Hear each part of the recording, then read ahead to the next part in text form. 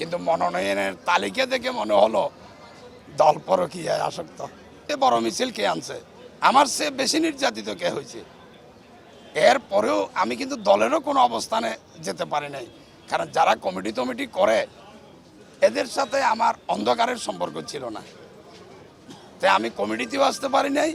নমিনেশনের বেলায় আমাদের দলের সম্মানিত ভারপ্রাপ্ত চেয়ারম্যান মহোদয় বলেছিলেন political career, academic qualification, Sheikh Hasina বিরোধী আন্দোলনে অ্যাক্টিভিটি এবং শেখ হাসিনা সরকারের জুলুম নির্যাতনের খড়গ মাথায় নেওয়া, ব্যক্তিগত জনপ্রিয়তা সব কিছু যাচাই বাছাই করে মনোনয়ন দেওয়া হবে।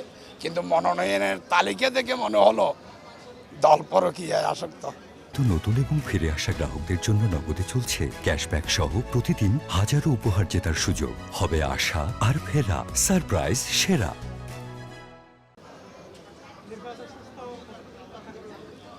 আশা করি নির্বাচন শতভাগ সুষ্ঠু হবে। এটা দলকে জিজ্ঞেস করেন। এই যে বললেন বড় লোকের সাথে বড় টাকাওয়ালার সাথে পরকীয়ায় আসক্ত থাকার একটা বিষয় আছে।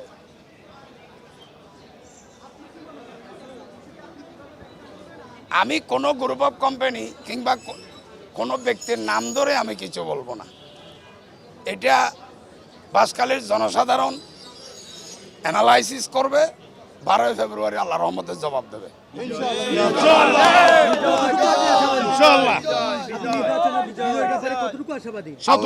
আল্লাহর রহমতে আমি 100% আশা রাখি। আল্লাহর রহমতে আমি 100% আশা রাখি বিজয়ের বেলায়।